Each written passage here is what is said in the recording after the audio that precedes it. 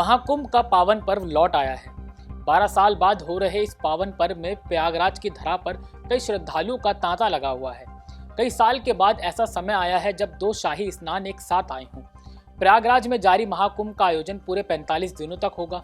Yogi and company का एक अनुमान है कि इस बार कुंभ के अवसर पर लगभग 40 करोड़ श्रद्धालु मां गंगा में पावन डुबकी लगाने वाले हैं। ऐसे में योगी सरकार का यह अनुमान सही होते भी दिख रहा है। अब आप सोच रहे होंगे कि कैसे। आपको जानकर हैरानी होगी कि पहले अमृत स्नान में ही करीब 3.5 करोड़ भक्तों ने स्नान किया। भक्तों के जन सैलाब से मानो त्रिवेणी तट हर हर गंगे के स्वर से गूंज उठा हो। ऐसे में किसी संत की एक बात सच होती दिखती है। वे कहते हैं कि हर डुबकी में छुपा है मोक्ष का रहस्य। दरअसल नए साल के साथ महाकुंभ का भी शुभारंभ 13 जनवरी से हो चुका है। ये 45 दिनों तक चलकर अंतिम में 26 फरवरी तक चलेगा। महाकुंभ दुनिया का सबसे बड़ा आध्यात्मिक आयोजन है, जहां लाखों श्रद्धालु, साधु संत और पर्यटक त्रिवेणी संगम पर स्नान करने और पुण्य अर्जित करने के लिए आते हैं। मां गंगा, यमुना और अदृश्य सरस्वती नदियों के संगम को हिंदू धर्म में अत्यंत पवित्र स्थान माना गया है।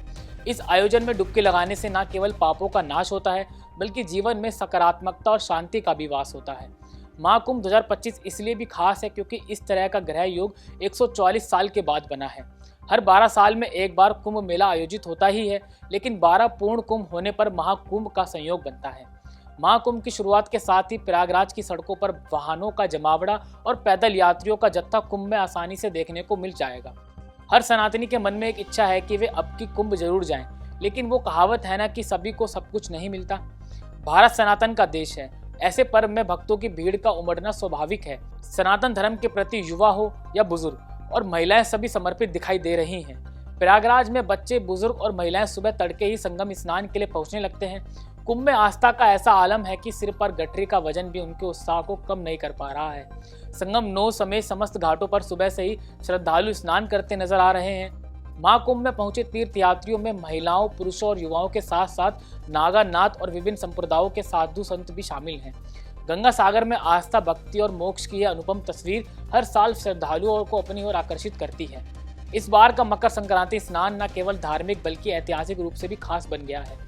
इसकी वजह है कि एक तरफ 144 साल बाद प्रयागराज में पूर्ण महाकुंभ लगा है और दूसरी तरफ गंगा सागर का पुण्य स्नान भी हो रहा है। पीएम मोदी ने सोशल मीडिया एक्स पर कुछ तस्वीरें साझा कर कहा कि महाकुंभ में भक्ति और अध्यात्म का अद्भुत संगम। मकर संक्रांति महापर्व पर महाकुंभ में प्रथम अमृत स्नान में शामिल सभी श्रद्धालुओं को हार्दिक अभिनंदन।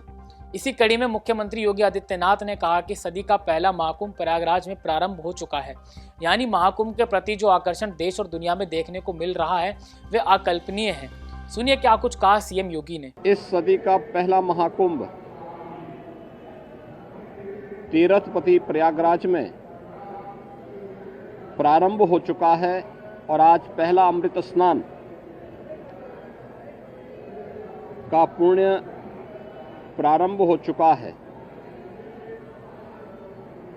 यानी महाकुंभ में के प्रति जो आकर्षण देश और दुनिया में देखने को मिल रहा है वो अद्भुत है, अकल्पनीय है। कल ही आपने देखा होगा प्रयागराज में लगभग 1.25 करोड़ श्रद्धालु जनों ने मां गंगा, यमुना और सरस्वती के पावन त्रिवेणी के संगम पे डुबकी लगा करके पुण्य के भागीदार बने। योगी आदित्यनाथ और पीएम मोदी ने महाकुंभ के सफल संचालन के लिए मेहनत की है। योगी एंड कंपनी ने महाकुंभ 2025 के लिए बेहद खास तैयारी की है। ये पहली बार है कि करोड़ों की संख्या में भक्तों का जन सैलाब एक ही जगह पर उमड़ा हो। खैर, महाकुंभ के पावन पर्व की अभी शुरुआत है। इन सभी बातों में इतना तो तय है कि आपको सनातन की संस्कृति खूब लुभाने वाली है। फिलहाल के लिए इतना ही। मैं सचिन, आप मेरे साथ देख रहे हैं पंजाब केसरी टीवी। बहुत बहुत शुक्रिया आपका। हमसे जुड़े रहने के लिए हमारे YouTube चैनल को सब्सक्राइब करें और नई वीडियो की नोटिफिकेशन के लिए बेल आइकॉन को दबाएं।